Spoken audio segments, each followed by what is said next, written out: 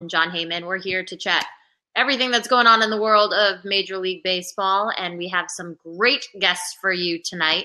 So if you're watching online, you can watch at www.fancredsports.com/dash-on/air, or download the FanCred app. That's a great way that you can communicate with us. If you look in the upper right-hand corner, there will be something that says the fan line. Click that button. That'll put you into the green screen room. You'll talk with one of our producers, and then you can jump right on live with us, ask us any questions that you have about baseball or anything else if you're interested. Like I said, we got quite the lineup today. We got a Hall of Famer. We got Dan Duquette joining us as well later on in the show. We're going to be talking about AL Rookies of the Year. John, I'm excited to get your opinion on that. And then, playoff push is coming up, so some players to look out for. But I think first before we get to Jim Thome, are we going to go to him right now? Okay, yeah.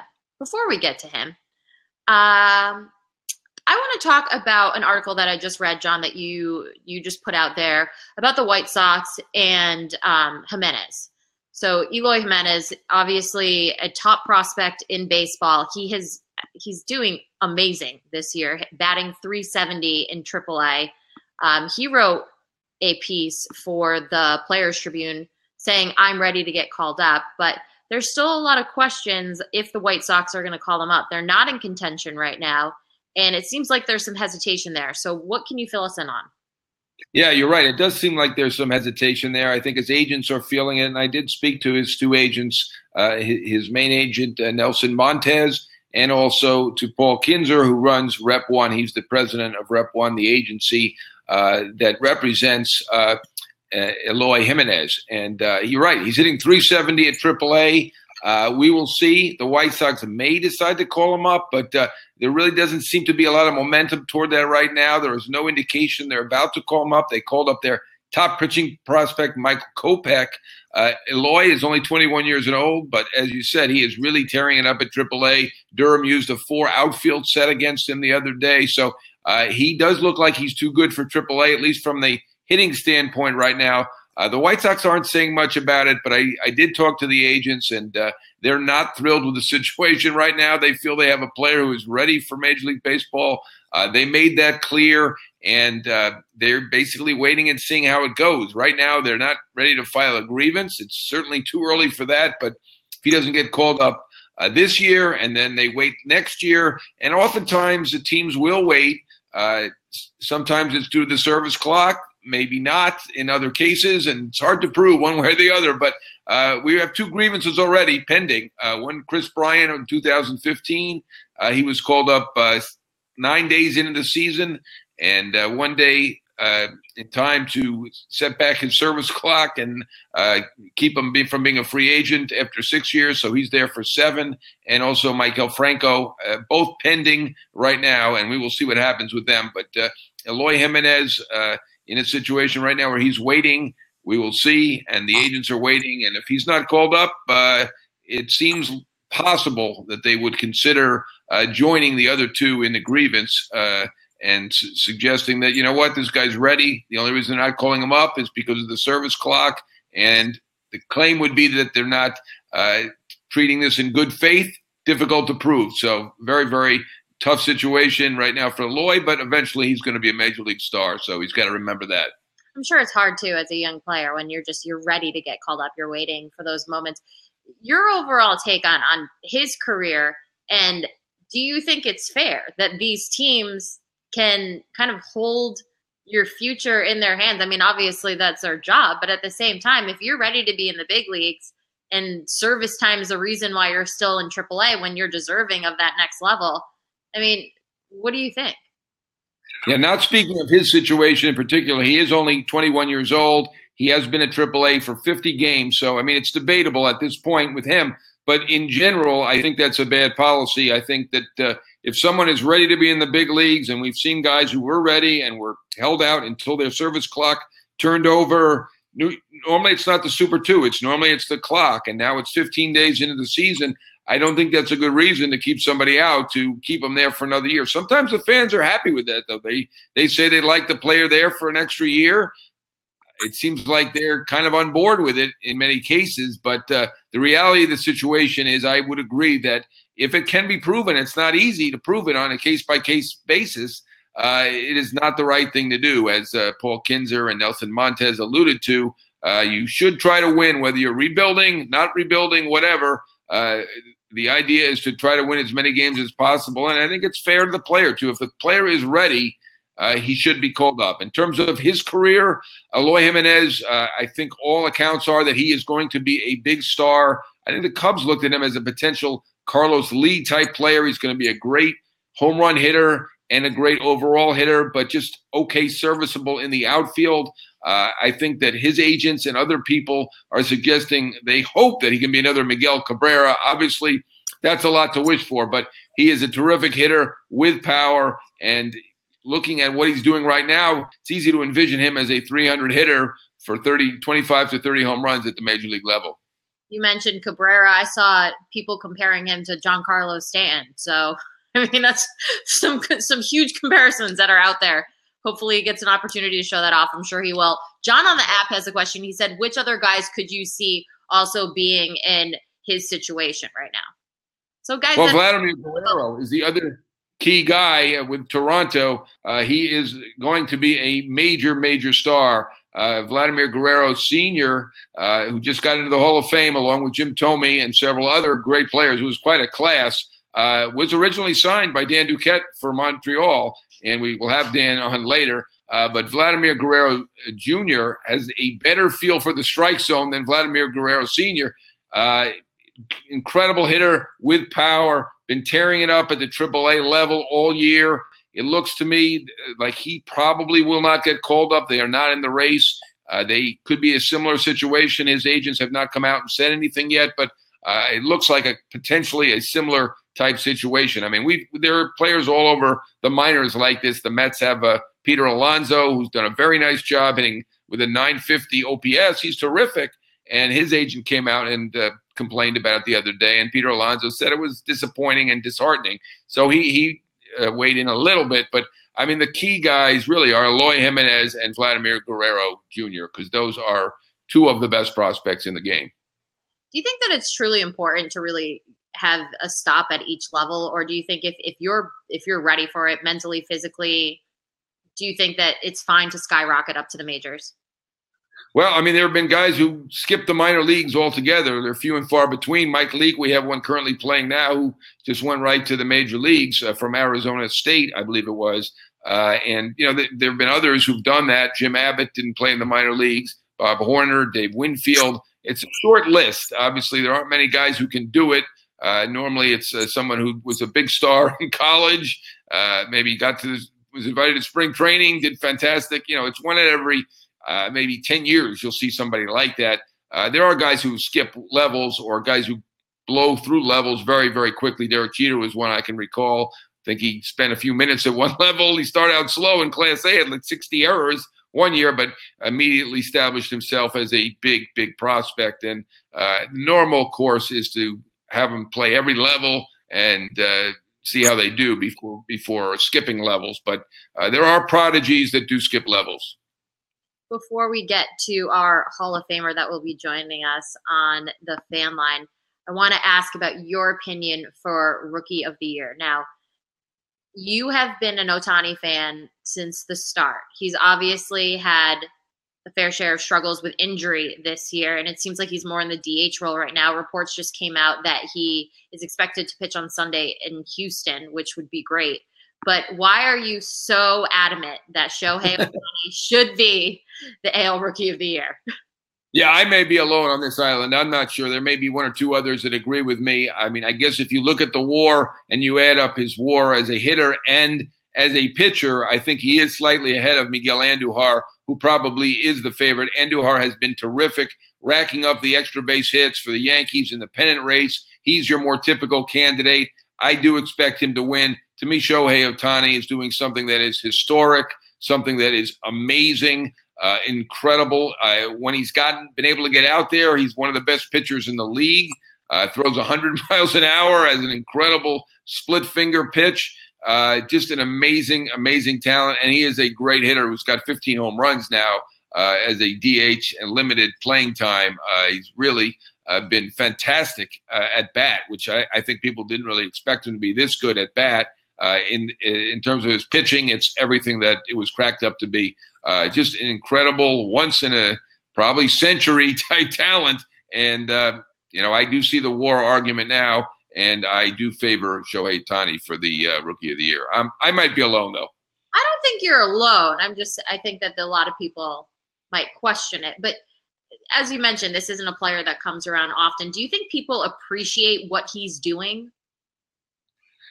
I'm not sure that they do. I mean, if you consider that it's, I don't know we've seen anybody like this. Babe Ruth was incredible as a pitcher. Then he was incredible as a hitter. It's certainly easy to imagine that he would have been great doing both at the same time, but he didn't really do that. So, it's like, Babe Ruth, I think we're seeing the modern day Babe Ruth. It's just an amazing, amazing feat. Obviously, he didn't stay healthy all year. He wasn't able to pitch once a week as we'd hoped. He did it for a while, then had to take a couple months off. He's now coming back. So the injury certainly has curtailed the story to some degree, but it's a fantastic, once-in-a-lifetime story. I'll put it that way. Mark in the comments wants to know, will the Yankees make a trade before the deadline tomorrow? What are your thoughts? Yeah, I'm not sure that they will. They're one of those many teams butting up against the luxury threshold, and they want to stay below that 197. I'm not sure that there's a perfect fit out there. I've been kind of espousing them going to get a right-handed bat. Luke Voigt's done a nice job, though, at first base. Obviously, Greg Bird has not been fantastic. They may take a look at first base. They may take a look at right field in terms of a right-handed hitter until you can get Judge back. Obviously, 3 weeks was not a good estimate. He's going to be out 7 or 8. They've got to get him back for the playoffs, though. Obviously, they need Aaron Judge. No question about that. Sanchez and Didi are expected back. I mean, this is a great team with a great lineup, but there are flaws and there are places where they could use some improvement. They have a lot of questions right now. So could go one of several ways, whether it be a pitcher, right-handed bat in the outfield, or potentially first base. Although I think Luke Voigt's doing okay at first right now. Is there a team that you expect for sure that you can't really say for sure, but is there a team out there that you foresee making a move before the deadline tomorrow? I'm not positive. I mean, I kind of think the Red Sox could use bullpen help. I thought so for a while. They went out and got Eovaldi. They made some nice moves. They got Kinsler. They filled in some nice things. But the key thing for me was the bullpen. And right now you've got Kimbrel not pitching up to his usual standard, and you've got that question of the setup guy. They're the best team in baseball. They are the favorite. I don't think there's any question about that, but even they have issues. Obviously, they need Sale to be back and to be healthy. It'd be nice if Price comes through this okay after getting hit with a line drive on the wrist. Kimbrel, they need him to be back to form. But to me, they are the favorite. I still think potentially they could use a setup man. We're going to go into some call-ups, September call-ups that you think will impact the playoff chase. So we're going to start off with Kyle Tucker, Astros outfielder. He has 2 straight seasons of 20 home runs and 20 steals. What do you think that he could bring to this Houston team? Yeah, I mean, he's been a great minor league player. He's a very good prospect. I'm not sure that people think that he's going to be a superstar anymore, but he's going to be a solid outfielder and certainly could help Houston. To me, Houston has got a great chance to repeat. I had them winning it all to begin the year. Right now, as I said, I think Boston's the favorite, but with that rotation, you've got to say Houston's got quite a great shot. Whether they do anything in terms of call-ups or anything in terms of position players, as long as that rotation is out there and working on all cylinders, they've got a real shot. Oakland has 2 of their starters on the DL right now, and they're very much in it. So Jesus Luzardo is someone that the A's could, potentially use. He's a left-handed pitcher. What are your thoughts? Do you think that they will, need him in the race? Big time talent. I know scouts that went down there, they just loved seeing him. They think he is a fantastic, fantastic pitcher. He is near the innings limit that they had set for him at the beginning. He still has, I think, 20 innings to go or something along those lines. So potentially he could help out. We will see about that. But you're right. They've gotten 2 guys now on the DL added to all the guys they started with on the DL. Graveman was on the DL. They had many others. A.J. Puck went down with Tommy John surgery in spring training. They had many guys go on the DL, and now they've added Anderson and Mania to the DL. Anderson and Mania both with arm concerns, so it's very concerning. I got to give Oakland credit. To me, they're almost the story of the year, the way they've played. Bob Melvin has done a fantastic job, and as I said here last week, I think he's a shoo-in for manager of the year, even though obviously Alex Cora has done a great job, and I should have said Kevin Cash. Kevin Cash has been fantastic with Tampa as well, but to me, Bob Melvin is the manager of the year for Oakland. Manager of the year right there. And we are about to have a Hall of Famer join us here on Inside Baseball. Jim Thome just recently inducted into the Hall of Fame. We couldn't be more excited to have him on as a guest. Jim, thank you so much for joining us. This is such an honor. Just overall, what does it mean to be inducted into the Hall of Fame? Oh my gosh, it's such an honor. I mean, to go in with the guys that I was fortunate to go in with is just a thrill, and to go in with that fraternity, all those great players, getting the opportunity to meet them and sit out on the porch and just everything, to join that family and to be a part of that special group was just incredible, and I say special group, I mean the Hall of Fame as well, from Jeff Idelson to Jane Forbes Clark to Whitney to John. The whole family that you get to join is so special, and I feel just so blessed to be a part of that. Jim, I want to ask you what that day was like for you. I mean, I know that there are a lot of people who are candidates who are kind of on pins and needles. I mean, I think we all expected you to get in. I don't know what you expected, but you ended up with 90% of the vote. Obviously, we have some voters who are idiots. 10% did not vote for you.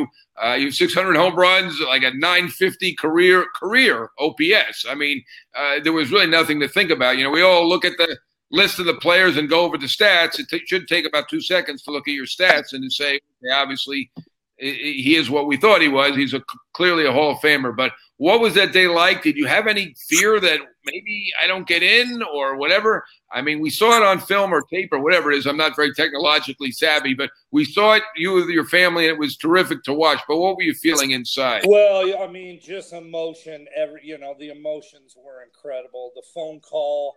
I think in baseball, John, we're taught to never take anything for granted and not to assume anything. I mean, leading up to it, again, the emotion, and then that phone call back in January was just so special. And to get that call and then to go through the process, the orientation, getting to meet the guys that were elected in as well and get to know them as part of your family and get to know the Hall of Fame. And then to go to Cooperstown and meet the Hall of Famers. I mean, it was just something that words can't describe. I mean, I see why guys keep going back, because to be a part of that little group, that group of guys that perform the way they did, and to be a part of that is just incredible. I feel, words really can't describe the emotion that you feel. John on the app has a question for you. He said, Jim, were you worried about a bias because your candidacy was all offensive oriented?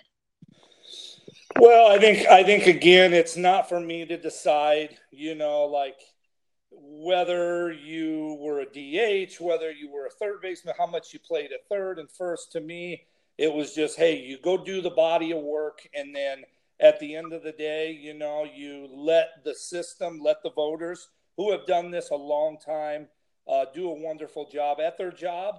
And then if honored and blessed to go in, you appreciate it and you thank them and you show your appreciation for that.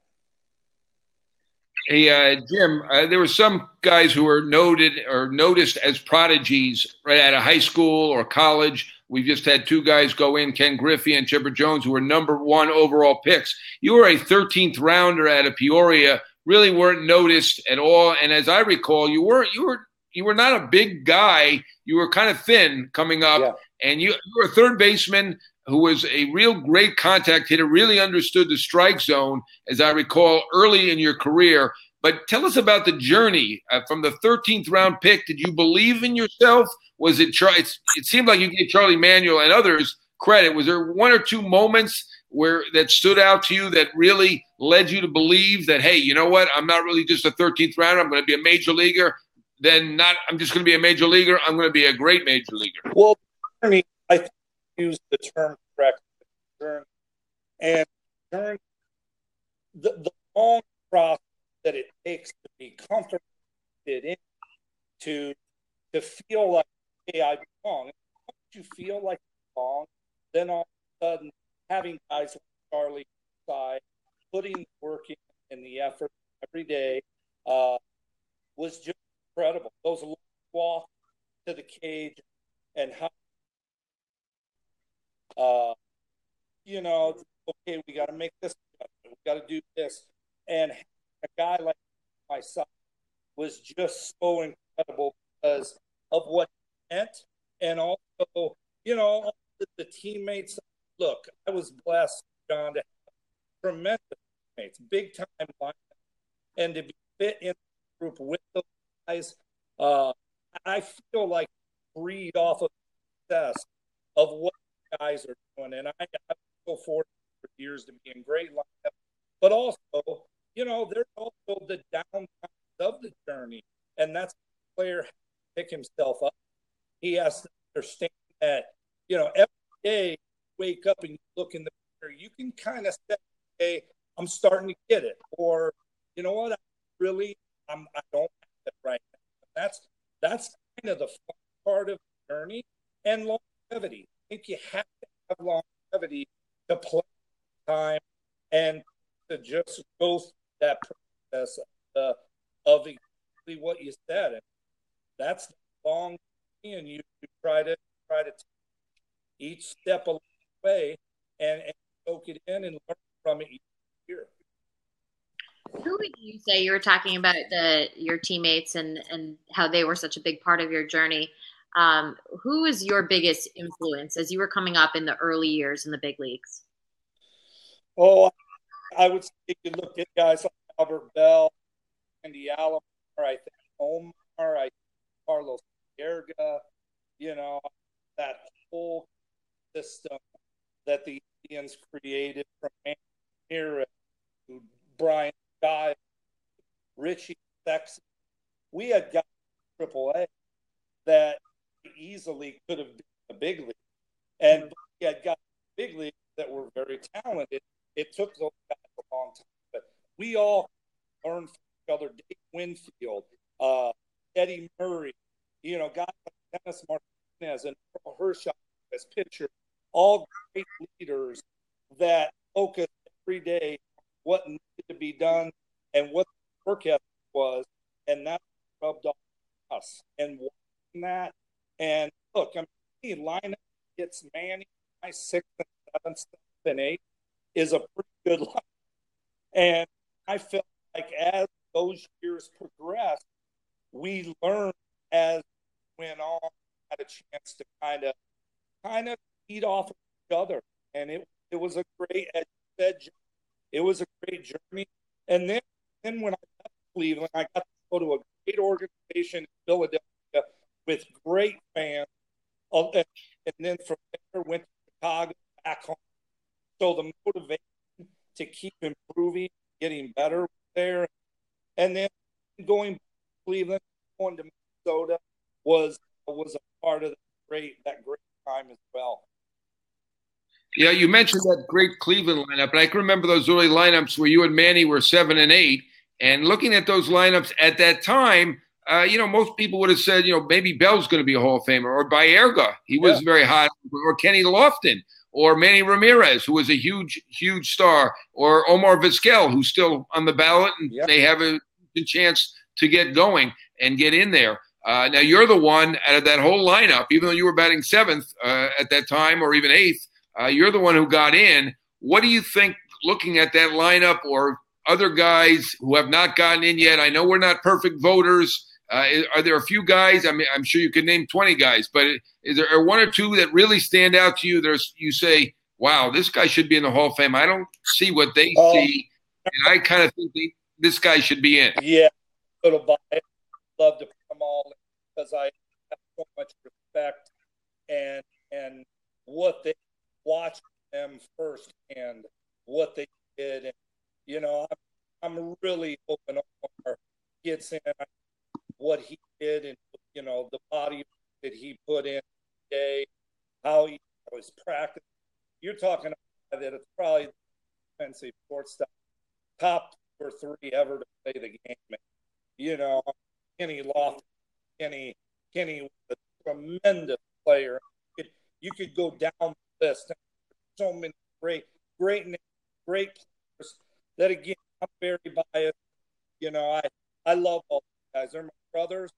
And we went through, as you said, you used the word journey.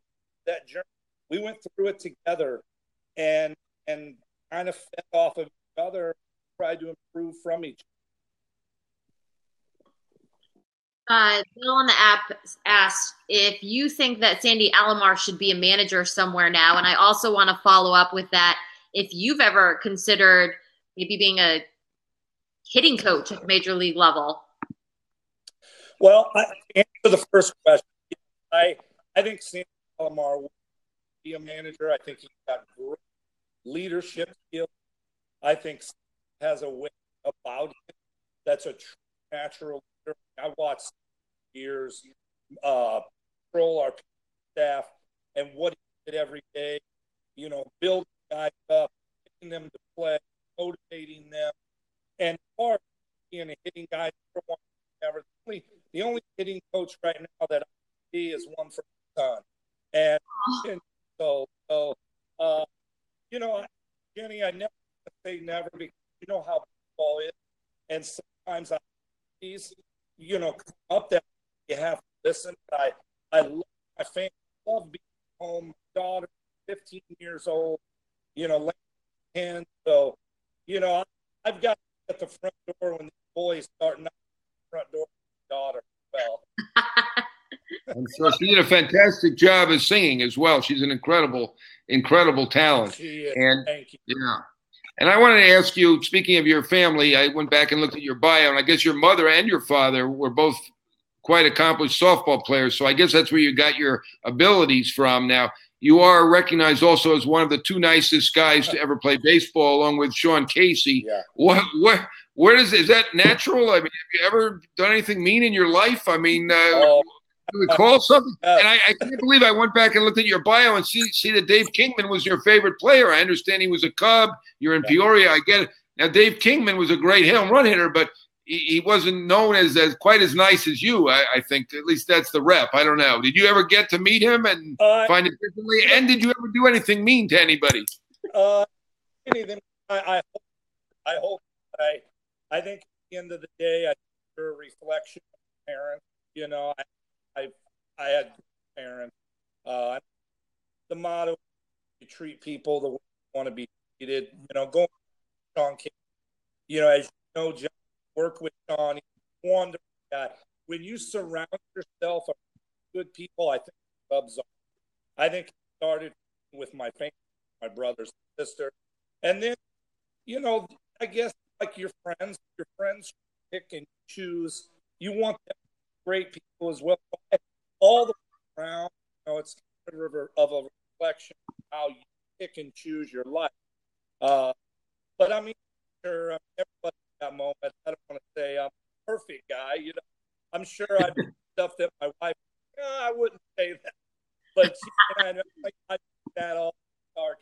But she, it's been a great ride. I'm blessed to be around great people, and I feel honored to be part of that. Jim, I want to get your opinion on the changes in the game that you've been seeing nowadays, whether it's metrics or reviews, just the little rule changes that they've been making. Do you feel like it's going away from old school baseball and just what the sport is all about, or are you all for what you're seeing? Well, I think baseball has played a certain way for many years. The changes that we're trying to make. Look, I think it's all good. I think we're trying to do good, bring good to the game. I think we are. You always use the term trying to speed up the game, trying to make things flow quicker. I'm a traditionalist. I like, as you mentioned, school baseball. I like going in and breaking up a double play. I think, going in and look, like going in play and slide and, not maliciously going out of the way to try to hurt somebody, not try to hurt the catcher. But the game that was played a certain way for many years worked out. Shifts. I think you look at the shifts. I'm not for the shifts because they did that to my whole career. And I would have loved to have had some of those hits that they took away. So it would be interesting to see if they took the shift away, how with the sabermetrics and the analytics, how would they match up? Would games move quicker? Would they not? Would guys for about? Would they not? Itchy today is remarkable. I mean, I'm glad I got the game when I did because you got guys throwing cutters now 94 to 87 miles an hour that are east and west. That, to be honest, back in our age, John, we would have had to do a break ball up, Ariana started cutter, and then usually see a ball over the plate, which you do now. But now it's like these guys are going 88, 102 miles an hour, and they're throwing the ball on your hands, sinking away. It's the evolution of pitching has been great today, which is phenomenal for the game. All right. Well, thank you so much for joining us here on Inside Baseball. It was truly an honor to have you on, and we hope that you'll join us again at some point. Oh, so much. Appreciate it. Have a great night. We finally got on. Producer finally connected, so he's the man. Definitely got us. Well, thank you. You're the best, Tim. You're the best. Thanks a lot. I mean, he's the nicest guy in baseball. So you say. I love it. We're actually ready for our next guest already on the fan line. Dan Duquette, Baltimore Orioles Executive Vice President of Baseball Operations, will be joining us. Dan, whenever you are ready, come on. Welcome to Inside Baseball on FanCred. Hello. Hi, how are you guys? We're fantastic. First and foremost, I want to ask how your son's doing. I worked with him at Nesson for a while and always enjoyed his company. So how's your son? Oh, good. Daniel's doing well. We're going to go to his house this weekend. He's going to baptize his son, Daniel. They had a little boy in March. And he's down in Connecticut, still working for ESPN. I'll say hello. Please do. So obviously right now the O's are in rebuilding phase. You said that it's a lot like building a house. Can you explain what that means for us? Well, I said it was to tear down the whole house, start by building a foundation rather than renovating one room at a time. And the idea behind that is once you make the decision to go and do the rebuilding project, you might as well in that other direction as fast as you go because you got a lot of work to do to get back to have a competitive. So, it takes a lot of good players to have a good team, and then you got to have them mature and healthy at the same time, and that takes a little time after you go through the cycle of players, and that's what we're doing in Baltimore.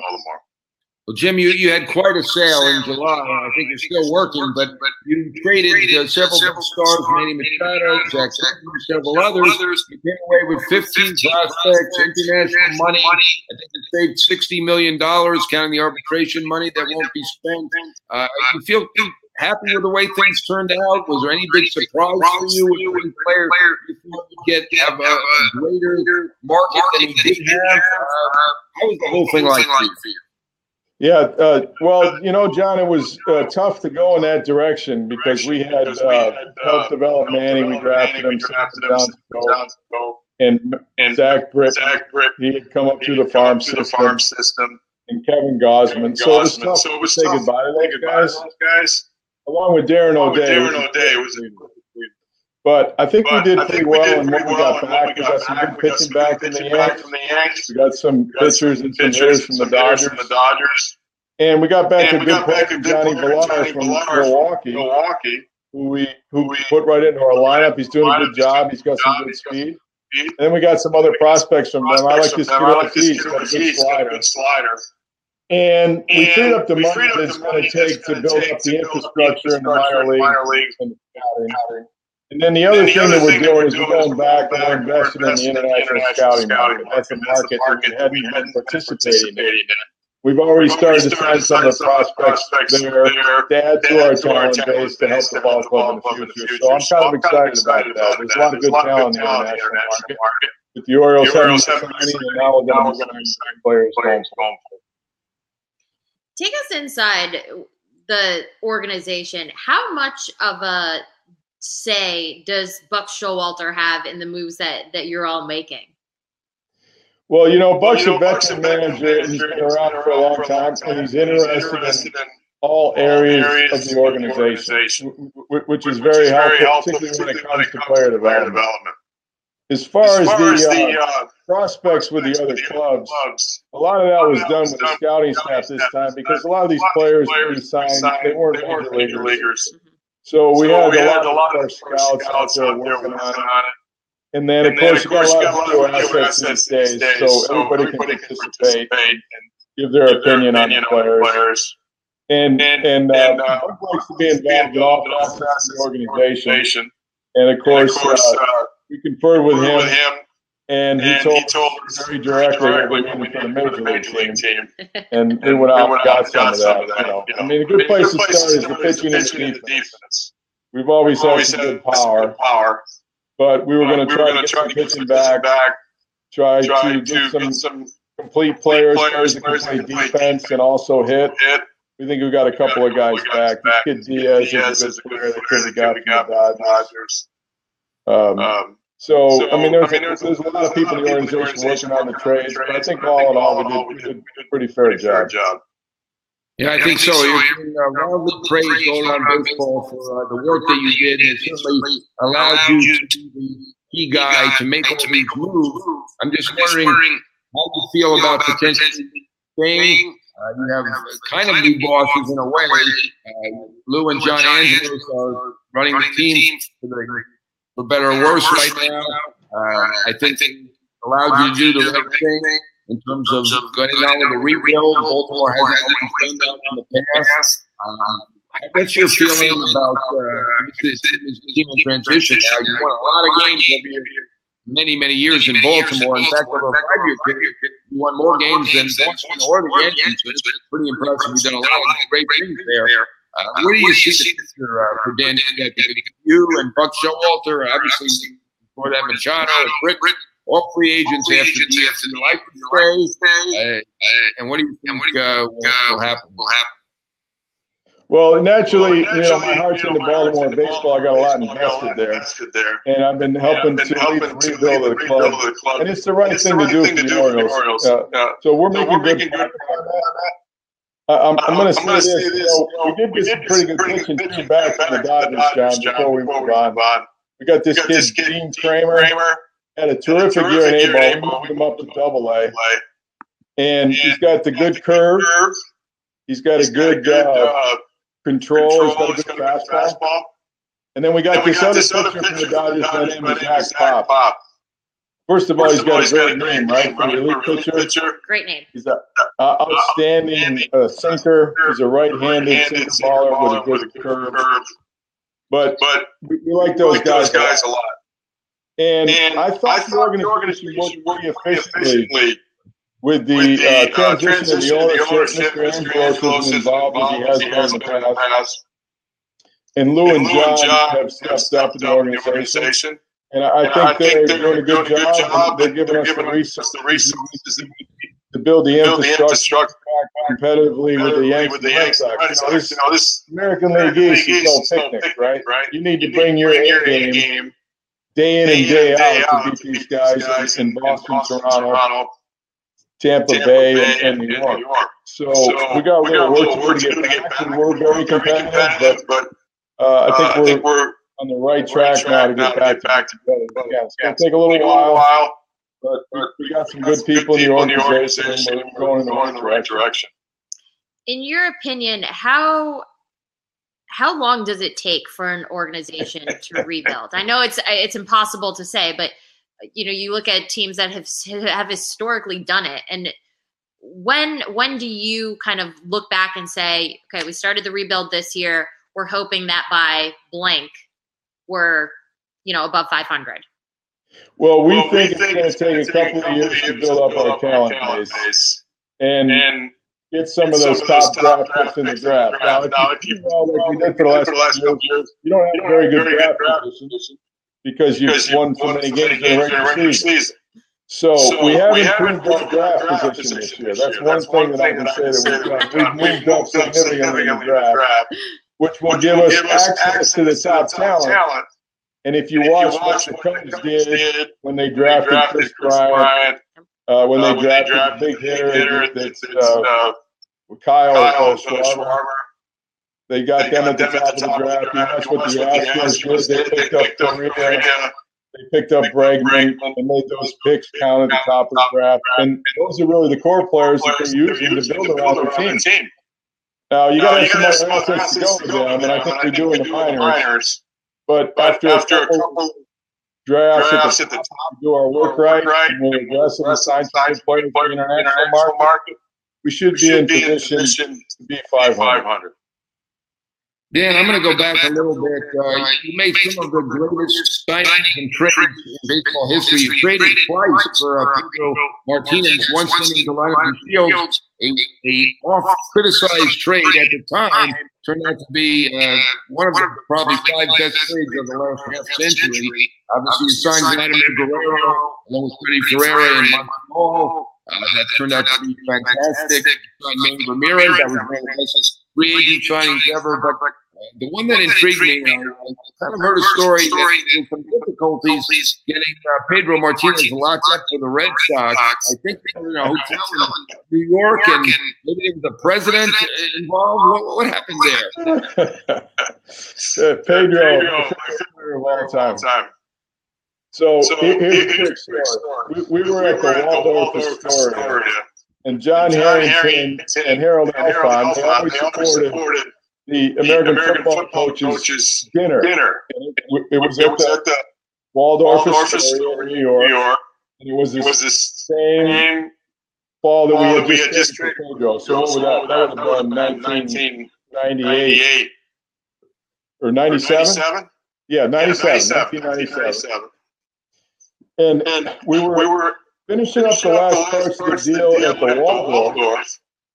And it was kind of interesting. I was in a cocktail party in Alfon's suite, and the Secret Service was there, and they were doing a security sweep on our floor because President Clinton was staying in the suite right below Harold Alfond where the party was.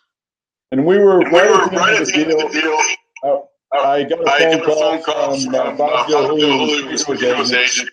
I stepped out of the cocktail party, and then I went back in. I talked to John Harrington. I told him what I was going to take. I said, John, if we give him another $2.5 million, we can get an option. And the following year, it's going to be $87.5 million, 75 guaranteed. We can sign Pedro Martinez. And John said, go ahead and go sign him. So I went in the other room, and I sat down at the bed. I was talking on the house phone, and we're finishing up the deal. And I turned around and I looked up, and there were two security officers came walking into the bedroom. They had two German shepherds. And I turned around right into the German shepherds in my face. And one of the guys said, "What are you doing?" He said, I'm from Maine. Can you tell me? I said, yeah. I said, we're trying to sign Pedro Martinez to a long-term contract. So the guy says, okay, get out of here. They're trying to sign Pedro Martinez. President Clinton can wait tonight. Funny. That's amazing. So anyway, it was a lot of fun getting Pedro signed. He had a great career. But I'm glad the security man was from Maine because he knew the importance of that Red Sox nation to make it happen. Very good. Smart security guard. Josh in the comments said, is there one past trade that stands out as the one that you are most proud of? Well, I think Pedro Martinez is a good trade. You'd like to make one like that all the time. I mean, we traded for him in Montreal. He ended up winning the Cy Young Award.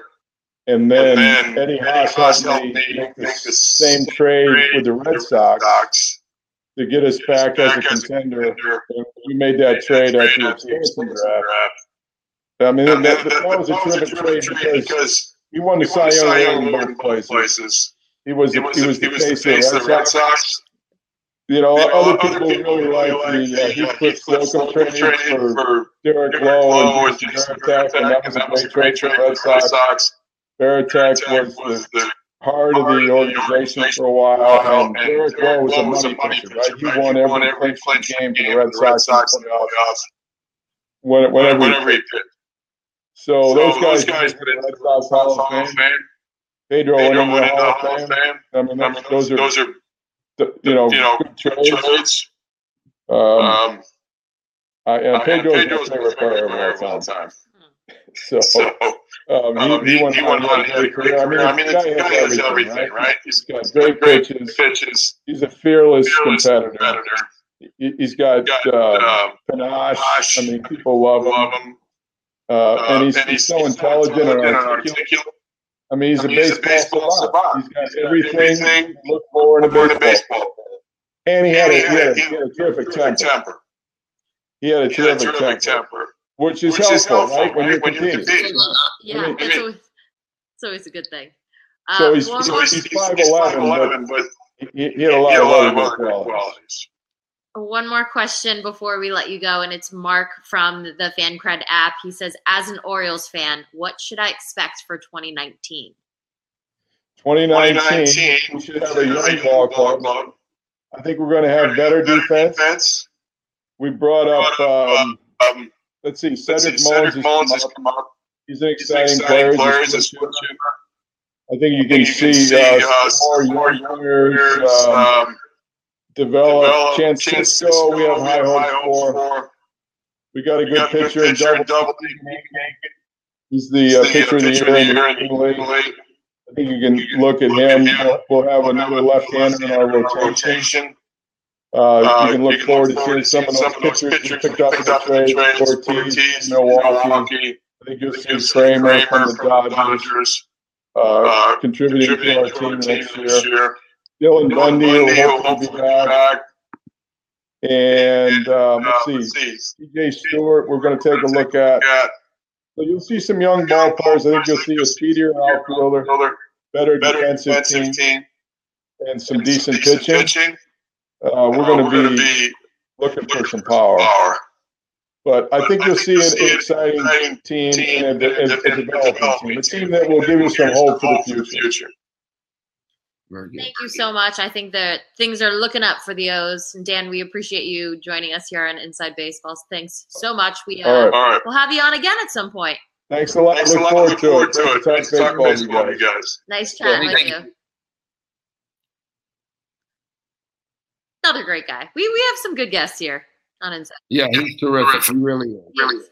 He is terrific. Very, very down to earth. You feel like you could sit down and have a beer with him and just chat about what's going on in the world of baseball, the good old world of baseball. Now, before we wrap things up, and if anyone has any questions, type in on the comment section, join us on the fan line, come join John and I, ask us whatever you might have. But I want to get back to a couple more September call-ups that you think can impact the playoff chase. So we already talked about Kyle Tucker and Jesus Luzardo. Kyle Wright, Braves right-hand pitcher. They have been using him in the bullpen, which might carry over to what the Braves are hoping to do with him. Where do you see him fitting up in the Braves organization? Yeah, it's possible. Call up for the bullpen. He was a top pick, got the highest draft bonus in his career. Extremely talented right-hander. I could see him being called up. I don't think there's any question about that. What about Justice Sheffield for the Yankees? Left-handed pitcher. Yeah, very talented left-handed pitcher, no question about it. And we will see. He could be potentially a call for the Yankees. The Yankees have some injury questions right now. They've got Chapman on the shelf. They hope, obviously, he comes back. But Sheffield possibly could help out in the bullpen for the Yankees. I think Cashman really helped the team by getting Happ and Lynn. That really they've been two of their best starters since they acquired them. What about, let's see, for the last one, we're going to go with the Dodgers outfielder, Alex Verdugo. He has a 710 OPS over 29 games in the big leagues since he was a September call-up last year. Do you see that happening again? It could. I mean, Matt Kemp was fantastic in the first half of the All-Star team, but he has slowed down considerably. So Verdugo could be a call-up for the Dodgers, no question. A very talented guy also. Early on, the question was makeup. I think he's answered those questions and potentially be a star for years to come. Perfect. Jason has a question on the fan line. He said, which team does John think has the most to gain or lose at tomorrow's deadline? Wow. It's a tough one. Well, I think Oakland, Oakland has done a fantastic job on the field. You got to give them incredible credit for what they have been able to do. But, at this point, with all their pitching, they can come up with a starter, and it is not because not too many good starters clear waivers. I know Jake Gonzalez is out there potentially to be traded. They had him in the past many years ago. Oakland, if they could get a pitcher, that would really help them. So with days like this, and obviously like the last day of the trade deadline, do you sleep or are you like by your phone all the time? Deadline.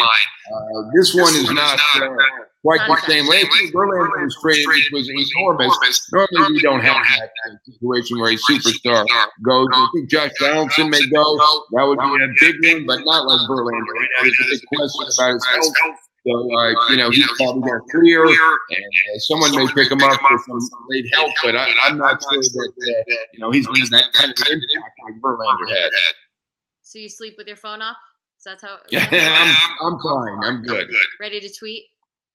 I am ready to tweet. That's true. That's true. Well, that is it for this Thursday's edition of Inside Baseball. We are here every Thursday, 8 p.m., John Heyman and I, happy to answer any questions that you may have in the baseball world or beyond. Feel free to tweet at us throughout the week. Please join us on the FanCred app, and you can come jump on and ask us any questions you have. Everyone have a very happy Thursday, and we'll see you next week. See you, Jenny. Good night.